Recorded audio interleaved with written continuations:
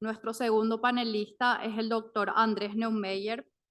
Es profesor de Economía en la Universidad Torcuato Di Tella. Su investigación se centra en los campos de macroeconomía, finanzas internacionales y desarrollo. Ha publicado trabajos teóricos y aplicados en varias revistas, incluyendo The American Economic Review, Econométrica y el Journal of Monetary Economics. Recibió el premio Conex Platino en 2016. Obtuvo su doctorado en Economía en la Universidad de Columbia y estudió Economía en la Universidad de Buenos Aires. Fue economista jefe del Banco Central de Argentina. También es consultor en temas relacionados con finanzas internacionales y desarrollo para la industria financiera, bancos centrales e instituciones financieras internacionales. Ha impartido seminarios y conferencias públicas en numerosos lugares de las Américas, Europa y Japón. Ha sido profesor en la Universidad de Southern California, la Universidad de Stanford, la Universidad de Montevideo, la Universidad de los Andes, la Universidad de Chicago, la Universidad Pompeu Fabra, la Universidad de Nueva York y la Universidad Carlos III. Ha recibido numerosas becas y premios y es director de la Red de Finanzas Internacionales de la CEA desde 1999. Le damos la cordial bienvenida al profesor Neumeyer. Muchas gracias al instituto, a la directora del instituto y al presidente del Banco Central de Paraguay por la invitación y por la oportunidad de estar aquí y de disfrutar de la hospitalidad guaraní. Esto es... Ok. Bueno, después de todas las cosas que dijeron sobre la política monetaria paraguaya, yo voy a hablar un poco de la política monetaria de Paraguay hace 40 años o la de dos de sus tres vecinos. Ustedes sacarán sus conclusiones sobre cuáles son. Entonces, básicamente,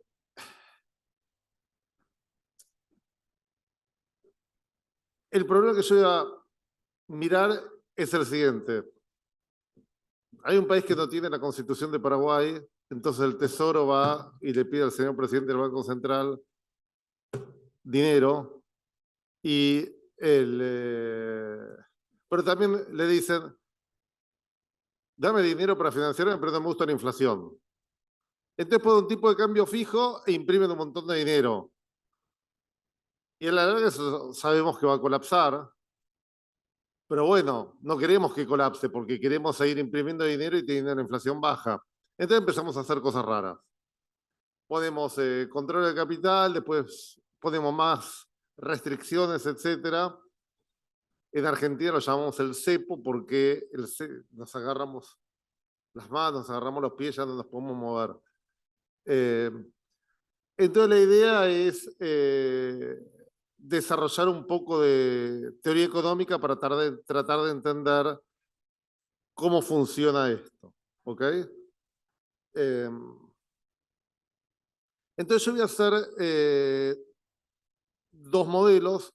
Un modelo en el cual yo pongo controles de capitales para que la gente no se pueda llevar los dólares del Banco Central. Entonces trato de demorar la cosa.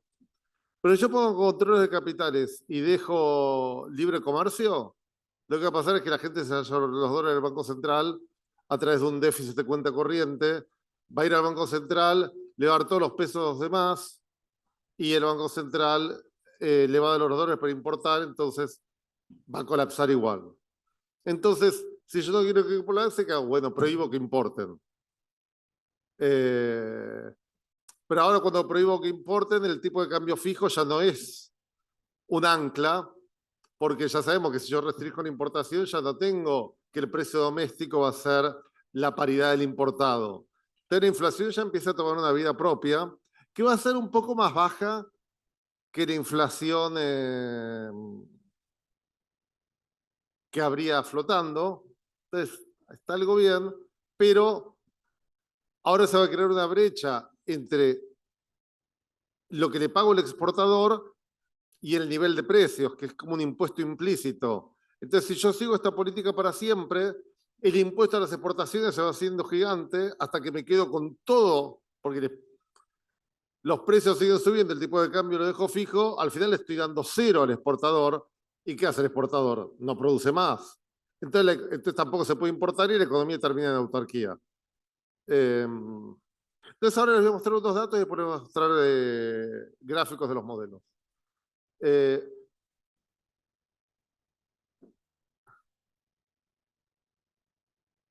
la literatura son todos estos gigantes, entonces los vamos a saltear. Entonces, una cosa que me llamó la atención, por ejemplo, viendo este artículo de Reinhardt y Rogoff sobre tipos de cambio múltiples, es acá, este es el tipo de cambio fijo, este es el libre, duran como 20, 30 años, o sea que estas cosas las puedo hacer sostenibles por mucho tiempo. Ok, pero las hago sostenibles por mucho tiempo al costo de que el crecimiento promedio en vez de 2 es 1. Y 1 acumulado, y si hago 1.01 a la 20, es como que es 20% menos que creció una economía. Y acá también veo que los que ponen tipo de cambio múltiples son los que imprimen mucha plata. ¿Ok? Carlos. Ok, y acá tienen la hoja de balance de Argentina. No sé cuánto se puede ver. Esta línea rosa es el crédito doméstico dividido por el tipo de cambio oficial. Entonces acá quiere decir que estas son las transferencias del Banco Central Argentino al Tesoro, lo que está previsto en la Constitución desde enero de 2020 hasta ahora. Estos son como 40.000, no puedo hablar bien, 40, 50.000 millones de dólares al tipo de cambio oficial en estos 4 años, ¿no? Ahora, una cosa interesante acá es que acá hubo una devaluación de 20% y este no bajó como bajaron los demás. O sea que cuando devaluaron también le dieron un balde de plata al tesoro, ¿ok? Eh, parte de todo esto está esterilizado con deuda que emite el Banco Central, pero igual, con el correr del tiempo, el crédito doméstico neteado de esto subió. Y esta deuda del Banco Central es emisión futura, con lo cual eh, esta es la emisión de verdad, ¿no? Y obviamente las reservas cayeron en como 20.000 millones y la base monetaria también cayó porque a medida que sube la inflación, la gente demanda menos dinero. Acá está el tipo de cambio oficial, acá está el paralelo, estos son los promedios mensuales, va divergiendo, ¿ok? Y esto es el producto per cápita que está hecho 100 en el momento que ponen el cepo, el control de capital, y ahora estamos en 83, o sea, cayó 17% el producto per cápita argentino en 10 años, ¿ok?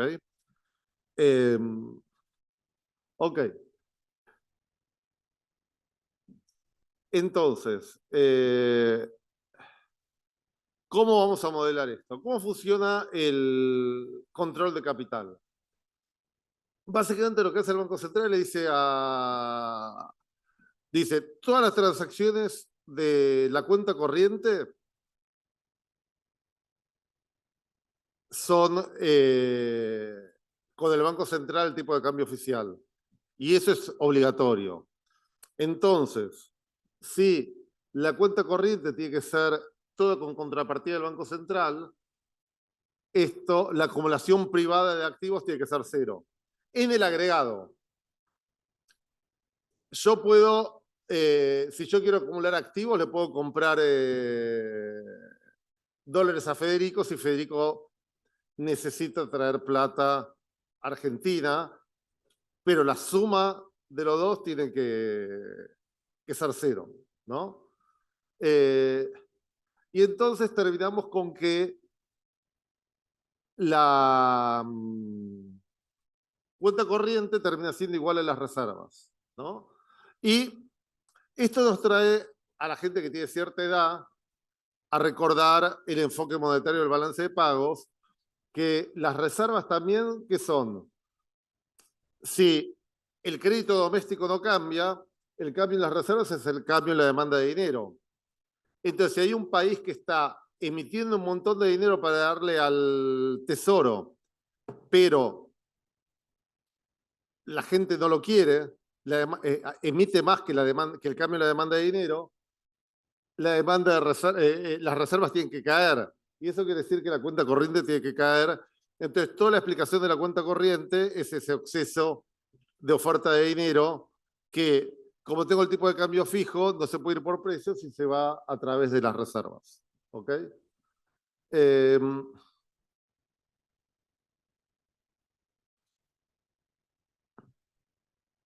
Otra cosa que pasa es que se crea un mercado dual de cambios. Les voy a ahorrar.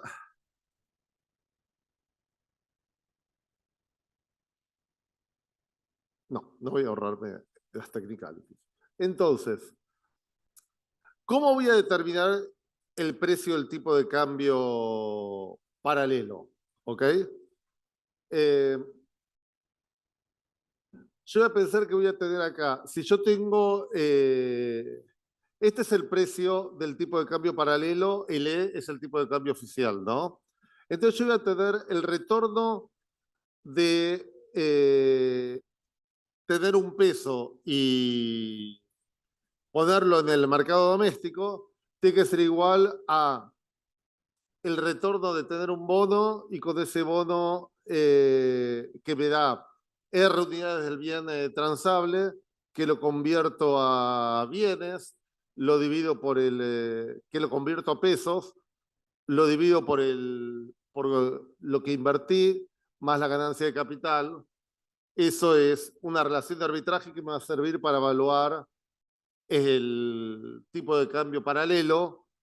Y si yo a esto le resto la tasa de inflación, que es la tasa de evaluación con libre comercio, voy a tener una tasa de interés real que va a ser una función de la tasa de crecimiento de la brecha, porque Q sobre E, que bueno, que no lo escribí ahí, Q sobre E es la brecha entre el libre y el paralelo. Y si yo resuelvo estas ecuaciones diferenciales, puedo tener una expresión para el tipo de cambio paralelo, que si yo tengo una devaluación en el futuro va a ser el valor descontado cuando se liberalice y se unifique en el futuro. Entonces, si el 11 de diciembre Argentina liberaliza, el tipo de cambio que la gente espera ese día, descontado más el valor presente de los cupones de acá hasta ese momento. Ok.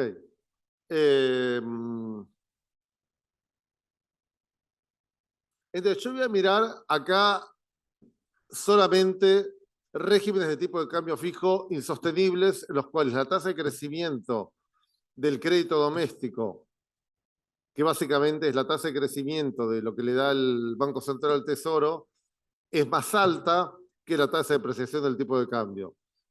Para hacer la cosa fácil, piensa que hay un tipo de cambio fijo y el Banco Central imprime plata, ¿ok? Para darle al gobierno. Entonces, ¿qué pasa? Estos son los activos reales, esta es la tasa de interés real. La acumulación de activos reales es la tasa de interés real sobre los activos más el ingreso menos el consumo menos el ahorro menos, esto es la tasa de interés nominal menos el impuesto inflacionario, ¿no? Ahora, si yo tengo libre movilidad de capitales, nunca va a haber una devaluación, entonces si yo emito de más, esto termina con un ataque especulativo como en el modelo de Krugman que casi todos deben haber estudiado. Si yo tengo control de capital, medio que la plata del agregado no se puede ir a ningún lado, entonces cuando se acaban las reservas significa que va a haber una devaluación.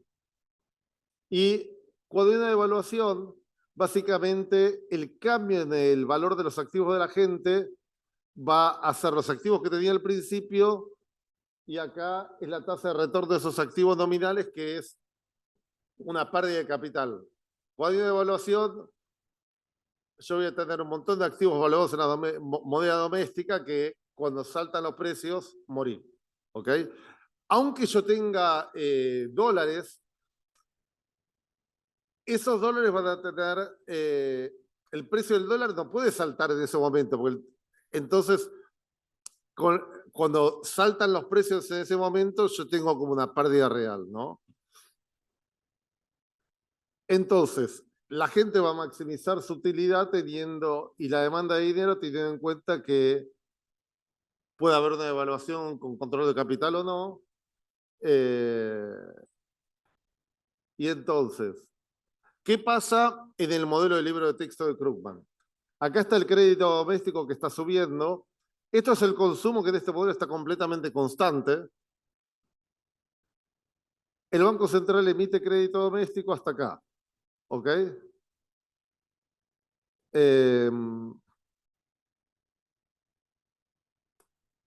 Las reservas van cayendo de a poquito y la gente va acumulando bonos externos. Cuando las reservas estas que pierde el Banco Central las acumula el sector privado, ¿no?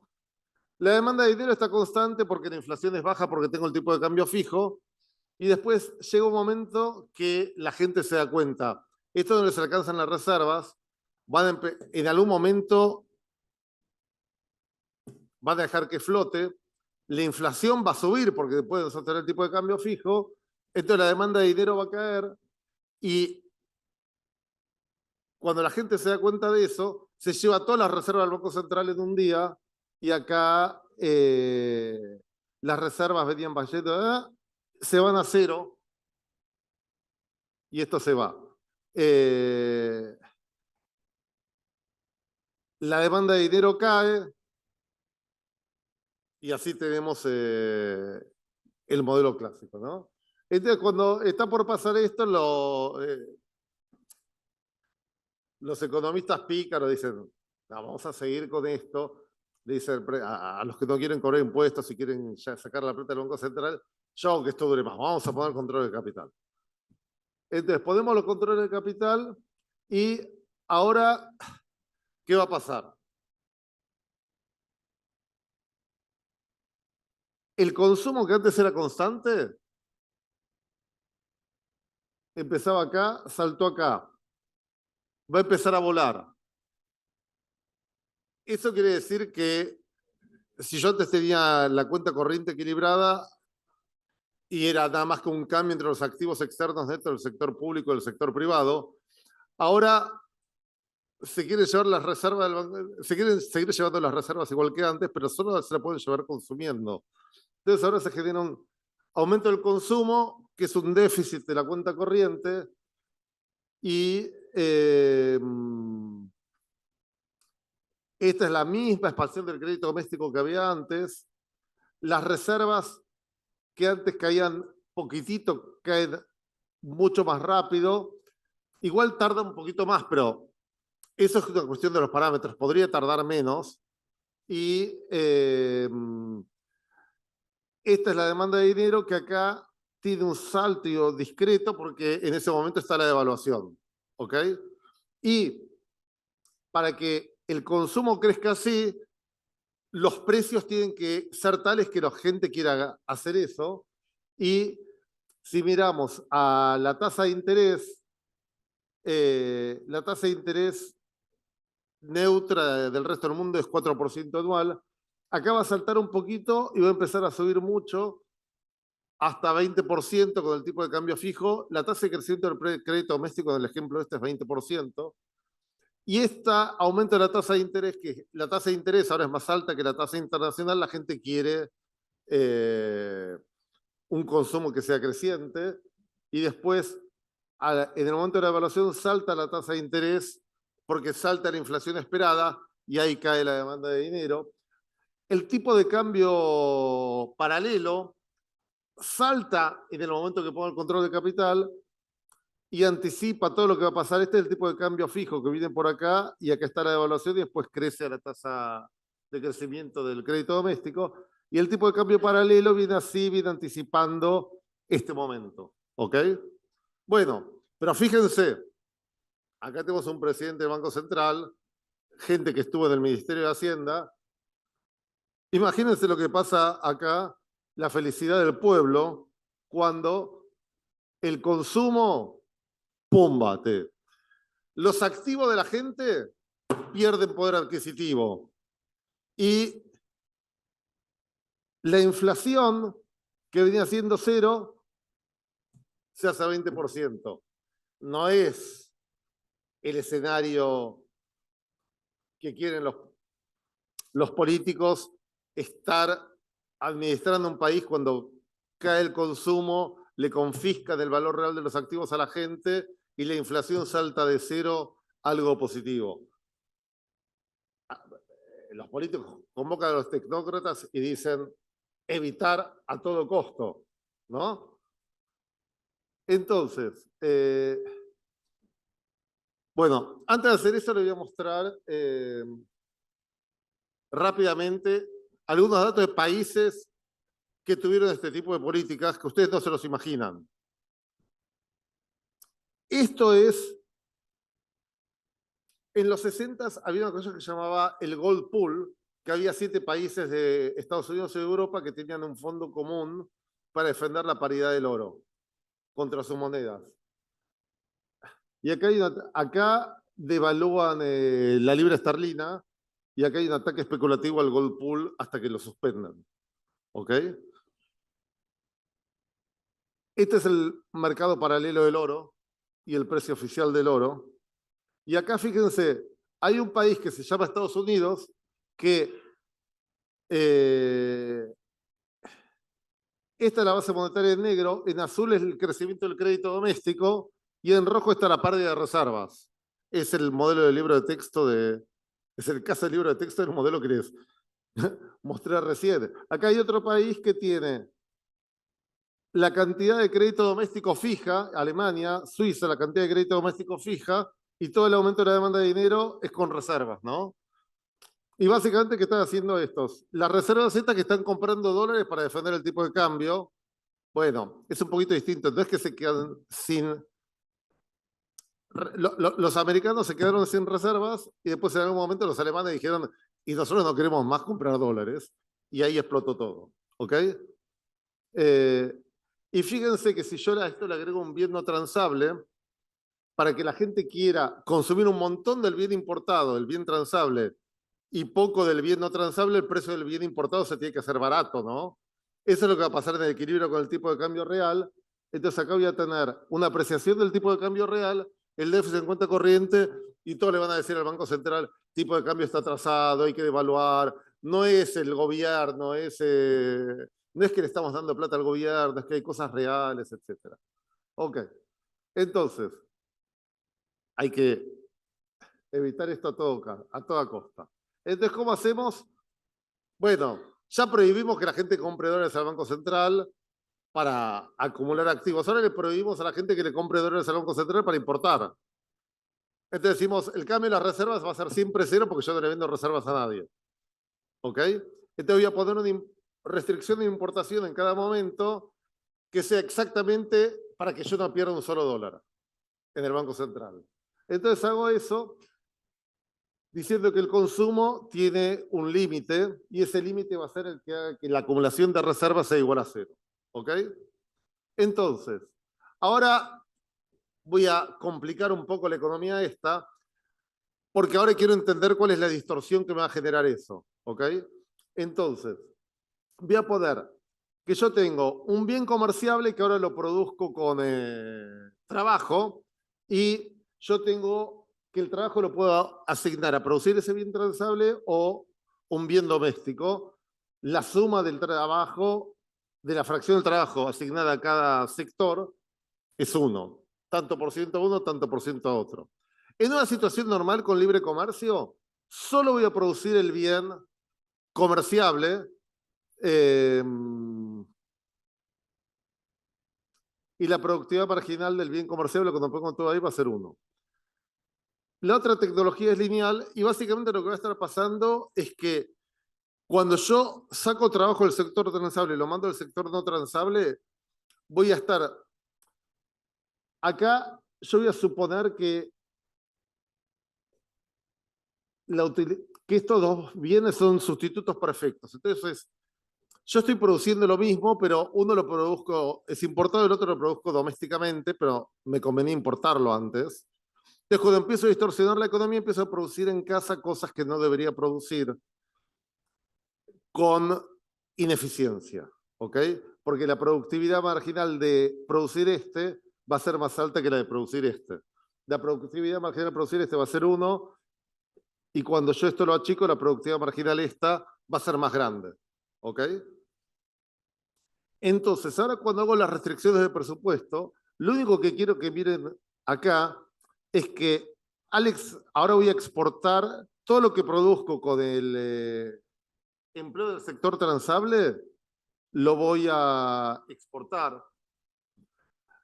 El gobierno va a pagar el tipo de cambio oficial, pero el poder adquisitivo de eso es el nivel de precios local, que ahora eso no está controlado por las importaciones.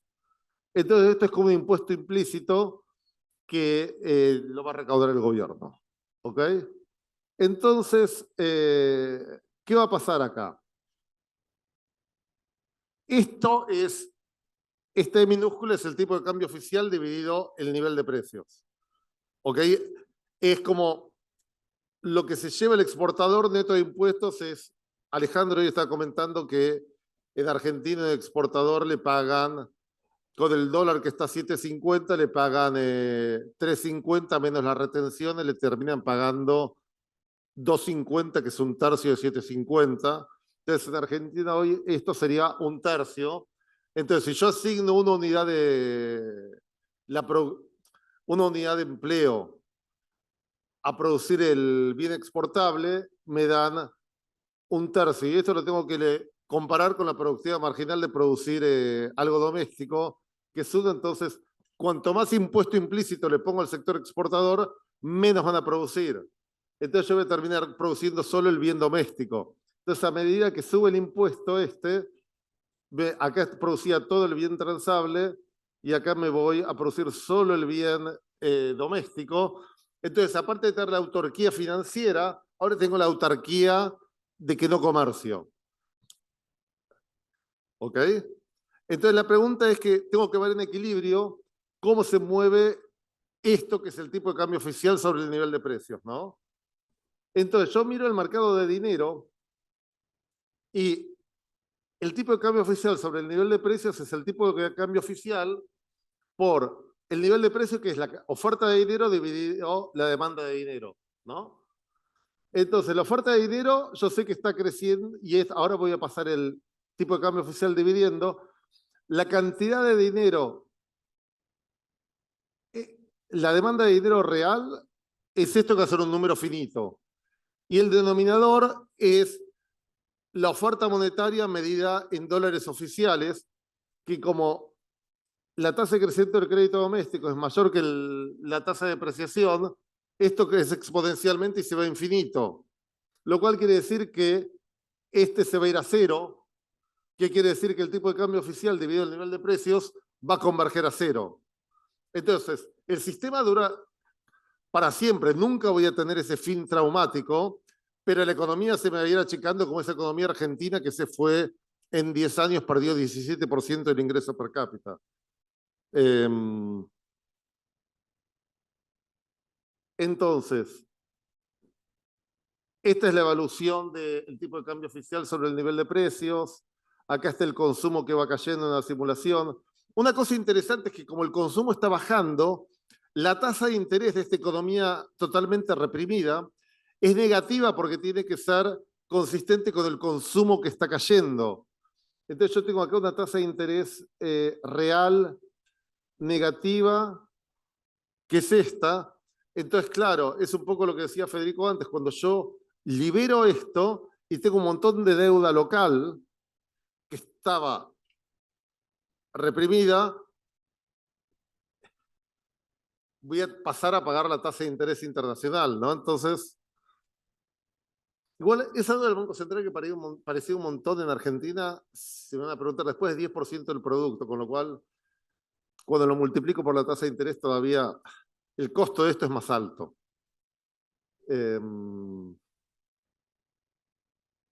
Y después, En los 2 minutos que me quedan voy a hacer el siguiente ejercicio. Voy a computar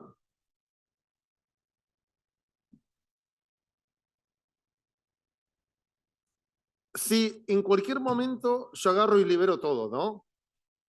Quiero computar cuál va a ser el nivel de precios después de liberar y comparar con el nivel de precios ahora. Entonces, en el momento que yo libero, la oferta de dinero no va a cambiar, pero la demanda de dinero va a cambiar por 2 motivos. Uno, porque va a subir la tasa de interés, entonces va a caer la demanda de dinero, y el otro porque va a cambiar el consumo. ¿Ok? Ahora, entonces acá tengo la demanda de dinero que depende del consumo con el tipo de cambio oficial dividido el nivel de precios, y esto es la tasa de interés de la economía reprimida con la inflación de la economía reprimida, que es menor que la tasa de crecimiento del crédito doméstico. Y acá voy a tener la demanda de dinero de R más la inflación, que va a ser cuánto expando por el consumo cuando tengo la buena asignación de recursos, ¿ok? Este es más grande que este, pero pensemos que la reasignación esa no es inmediata, pero que los mercados financieros reaccionen de inmediato. Entonces lo que va a pasar acá es que si esta es menor que esta y esta inflación es menor que esto, lo que va a pasar es que la tasa de interés nominal en el momento de liberar va a subir. Entonces eso va a hacer que si yo no cambio el TITA, que es la tasa de crecimiento del crédito doméstico, este precio probablemente sea más alto que este, y eso es la razón que le da miedo a los políticos. Pero ¿qué está diciendo esto también? Federico decía, pasemos la ley de independencia del Banco Central, hagamos que este TITA sea igual a 0. Entonces, cuando yo un día libero todo, es importante cambiar el TITA al mismo tiempo. Entonces, para evitar el efecto del consumo, miremos esto si lo hago al principio. ¿Ok? Este es el nivel de precios de la economía con el cepo. Este es el tipo de cambio paralelo en la economía con el cepo, que es más alto que el nivel de precios. Y estas líneas de acá son, ¿qué pasa si libero con el TITA de 20% por año, de 15, de 10 o de 0? ¿No? Si yo estoy acá y libero sin cambiar el TITA, voy a tener un salto en el nivel de precios. Y después en algún momento la caída del consumo es tal que si yo libero y el consumo se sube, ese efecto es más grande y cuando libero el precio baja. ¿Ok? Si sigo acá en esta zona, si yo bajo la tasa de crecimiento del crédito doméstico de 20 a 15% por año, todavía tengo un salto en el nivel de precios. Obviamente, si tengo 0 o si tengo 10, que es la mitad, esto me juega a favor. Entonces, salir de este régimen con un ajuste, con un programa de reformas, independencia del Banco Central, etcétera, no necesariamente es inflacionario aunque libere todo, porque voy a bajar, si yo tengo un buen plan de estabilización, la tasa de interés nominal, que ahora es 200, puede bajar a 50 y eso va a traer un aumento en la demanda de dinero.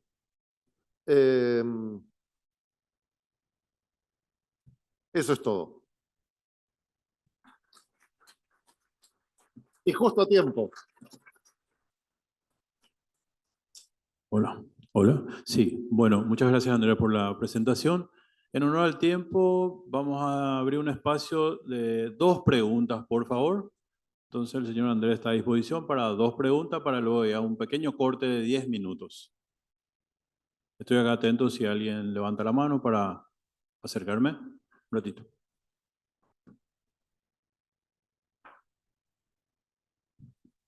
Profesor, muchas gracias por la presentación. Quería preguntarle qué tendría o cómo tendría que ser el plan argentino para eventualmente poder levantar el cepo sin ir a una hiperinflación.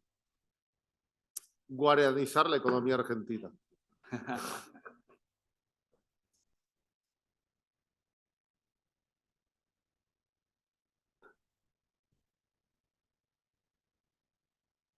¿Alguien más? Fuera de chistes, hacer el tite igual a cero.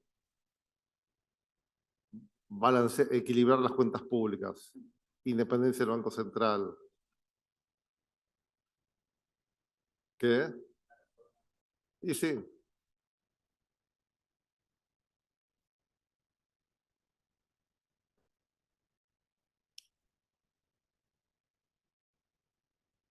El 2015, del 90. La hicimos transitoriamente muchas veces.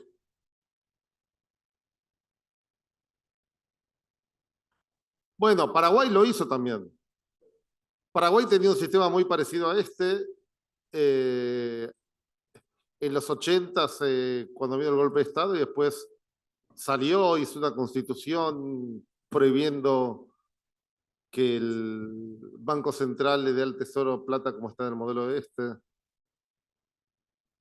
Profesor, ¿qué tal? Muchas gracias por la explicación. Le hago una consulta, pero, o sea, son dos, pero en una consulta. La primera es si usted ve el peso argentino como una moneda muerta, por así decirlo, entre comillas. Y la segunda es si usted piensa que en algún momento, si es que Argentina no se dolariza, puede volver a ser lo que fue el 1 a 1 con el dólar o alguna forma de frenar la hiperinflación en caso de que levante el cepo en el tipo de cambio. No sé si este dicho será paraguayo, pero yerba mala nunca muere.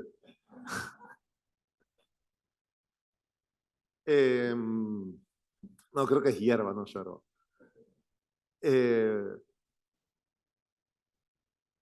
Pero no hay mucho secreto acá. Si uno independiza el Banco Central y el Banco Central tiene como objetivo tener la inflación baja y no emite dinero, la moneda vale porque la gente le quiere usar. Después hay otro problema, que es que el Estado tiene que equilibrar su presupuesto. Pero si el Banco Central no le puede prestar y no puede emitir deuda, lo va a tener que equilibrar.